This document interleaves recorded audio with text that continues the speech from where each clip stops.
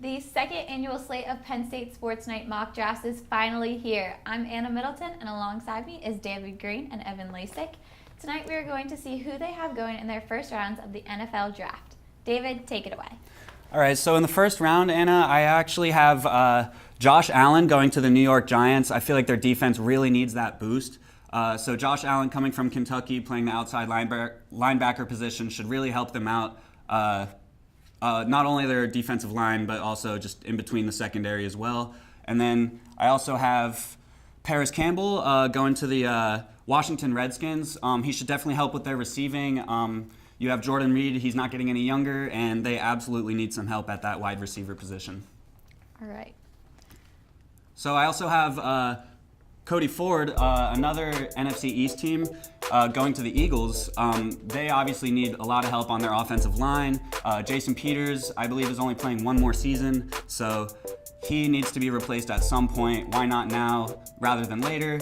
And then another NFC East team, I have Daniel Jones, the quarterback, going to the Giants because Eli is not going to be around forever. This is likely his last season, so I see Daniel Jones going to the New York Giants. He could become Eli's heir apparent. Yes. And Evan, what do you have? All right, so clearly we have Kyler Murray at 1. We'll talk about that more later.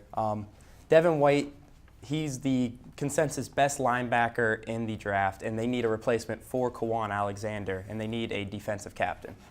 Montez Sweat is going to be picked at 6. They're going to pass up on their franchise quarterback, maybe because there's a lot of good quarterbacks in this league. They're going to get one of the better linemen. Now, DK Metcalf, Broncos need a lot of help at receiver. DK Metcalf is one of the better ones. They have speedy receivers already. They need a bulkier guy to help Joe Flacco. Josh Jacobs is going to the Oakland Raiders at 24. The Raiders are in desperate need of a running back with Marshawn Lynch being 31 and not re-signed, and they have Isaiah Crowell, but he's not the answer there, so they're going to get the consensus best running back also and have a deadly trio with AB, Derek Carr, and Josh Jacobs. I've noticed Kyler Murray being the number 1 pick in both of your brackets. Has Kyler Murray done enough to solidify himself as the number 1 pick, or is there anyone else still vying for the top spot? So I think Kyler Murray should definitely be the first overall pick. I'm not surprised by that. He has the combination of athleticism and skills to go number 1 in this draft in particular. And he is similar to Russell Wilson. A lot of people have said that. And Russell Wilson is an excellent player, obviously. He's a multi-threat quarterback. He can beat you with his arm. He can beat you with his legs, as he has shown last year. And Arizona is apparently moving on from Josh Rosen, who they just got, but it seems like Haskins is poised to go there, and the offense for Arizona could be the right one for him. See, I think they're moving on from Rosen a little too quickly, but Kyler Murray, he has played very well. He's definitely, like as David said, he is definitely a lot alike Russell Wilson. He's gonna be running around a little bit, but then he's gonna slow down and get into the passing game more. He's more of a system quarterback where you can put him into a certain offense and he'll thrive, but you can't just put him in anywhere. Nick Bosa is, I think, the best overall player you can draft in this upcoming draft, and but Kyler Murray definitely is going to be taken first overall if they don't trade back. All right, and David, I noticed you are particularly high on Drew Lock as you have him going 4th to the Raiders. And Evan, you don't even have Lock in your first round. Dwayne Haskins is your second quarterback off the board at 13 to the Miami Dolphins. So let me ask the two of you, what separates these two quarterbacks? David, the floor is yours. So the reason I have Lock going so high is because there's 3 more years of film on him than Haskins. So he's thrown 963 more passes in college than Haskins has. So you know what you're getting more so with Lock rather than Haskins. And also, I had the chance to see Haskins play against Penn State last year, and though Ohio State were the winners of that game, there were more times than not where I saw Haskins looking like a deer in the headlights with the blitz coming at him. So I just think Drew Lock is the safer pick, and I have him going 4th to the Oakland Raiders.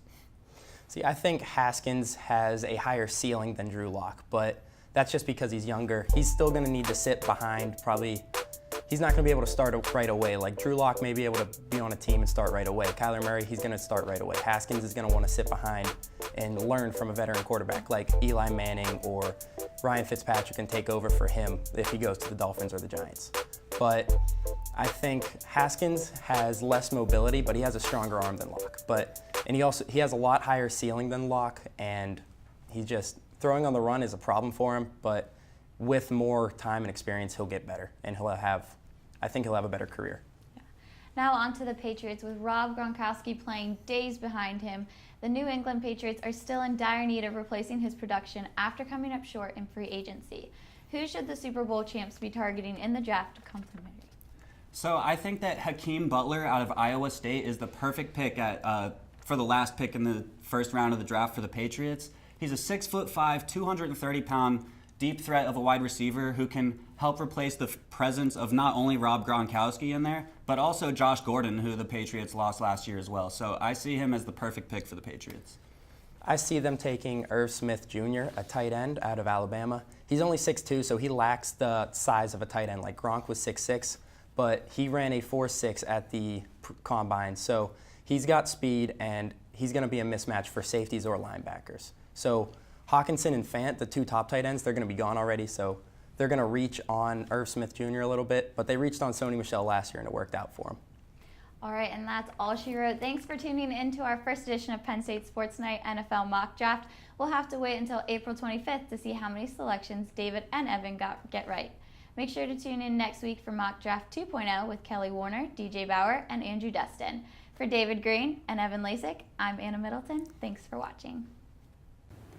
Thank you for watching our latest edition of Penn State Sports Night. If you're a fan of our content, please be sure to subscribe to our YouTube channel for more clips. Also follow us on Twitter at PSSN TV and on Instagram at PSU Sports Night to keep up with the action. For all my colleagues, we are Penn State Sports Night.